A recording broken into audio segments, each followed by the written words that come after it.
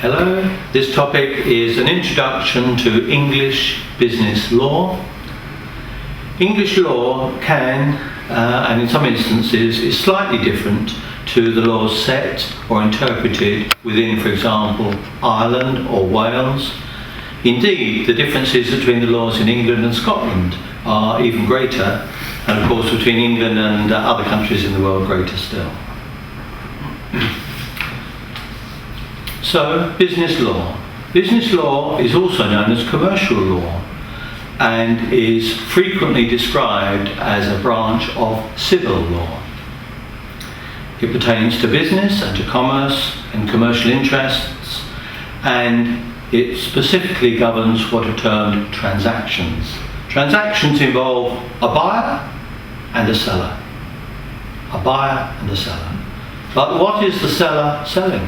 The seller might be selling goods or services or intellectual property, and the buyer, in requiring these, in wanting these, in needing these, is prepared to pay cash or by cheque or by credit card or debit card, or on occasion even by the method of barter. So business law, as with any other law, acts as an important method of oversight, as it holds business accountable both to the public and to each other. It also upholds rules and regulations and standards. In covering English business law, we will divide this into 5 separate categories, 5 separate component parts. And the first of these, part 1, is entitled Business Organisations and Their Customers. The main laws in relation to this are as follows: the Sale of Goods Act 1979, the Supply of Goods and Services Act 1982, the Sale and Supply of Goods Act 1994, and the Sale and Supply of Goods to Consumers Regulations in 2002. These laws are concerned with the principles which affect the legal relationship between a business or commercial organisation and its consumers. They help to protect the public. This involves a contract, and this contract is either express, where the terms of the contract are stated in words, which can be either verbal, spoken, or can be written, or it can be implied, where its existence and terms are manifest by conduct or expected conduct, particularly when and where a transaction is or has taken place. This is what is referred to as an understanding. The law of contract. To be legally binding, a contract must have 3 elements, which are an offer, an unconditional acceptance of this offer, and a consideration, which is usually in the form of some exchange or sacrifice, such as paying by cash or credit card. An example of this is as follows. An offer is made to supply a brown bag for £5. An acceptance of that offer by the customer, who then pays the £5. However, if the customer will only pay £5 if the bag is red, then it means that a new offer has to be made. Then the contract will only be concluded if the supplier now agrees to supply a red bag for £5, and £5 is then paid for it to conclude the contract. There are a number of key facts which relate to organisations and their customers. They include the following. When goods are purchased, they must conform to contract. They must be as described and fit for purpose. Also, they need to be of satisfactory quality.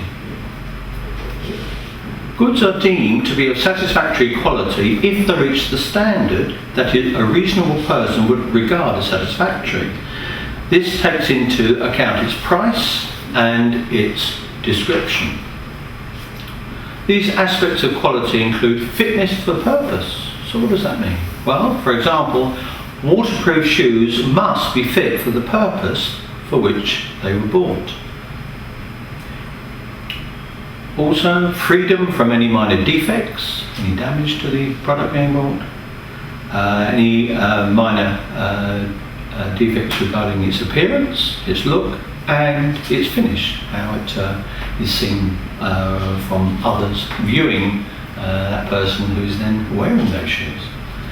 This product must also be durable and it must be safe. The product being safe is an important element. For example, children's toys must not contain any sharp metal points, as they could obviously in due course injure or endanger a child. It is the seller, not the manufacturer, who is responsible to the customer if a product does not conform to contract. This is because the seller, perhaps a shop, has a separate contract with the manufacturer from that contract that they have with their customer. If goods purchased do not conform to the contract at the time of the sale, then purchasers can request their money back, and that can be within a reasonable length of time, a reasonable time period. This period of time is not defined and so will depend upon the given circumstances. However, a purchaser who is a consumer can request either a repair to the product or a replacement for that product instead of getting their payment back, their money back, if they so wish.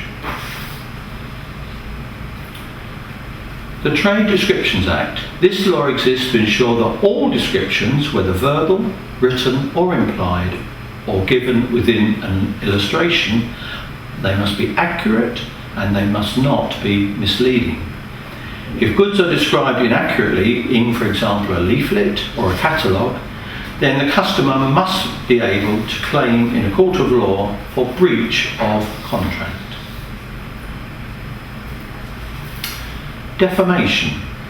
A defamatory statement is a statement which tends to lower a person, organisation or product in the estimation of right-thinking members of society generally, or cause him or her or the organisation or product to be shunned, ignored or avoided, or to expose him, her, the organisation or the product to hatred, contempt or ridicule, or to confer an imputation which would be regarded as disparaging or injurious to the person, their office, their profession, their calling, their trade, or their business. It is highly likely to be a costly court case, which will occur as a result of this happening, because defamation can either be spoken, which is known as slander. This could occur within an interview, for example, or written, which is known as libel, and this could occur within, for example, public relations, in a news release, or in a written advertisement.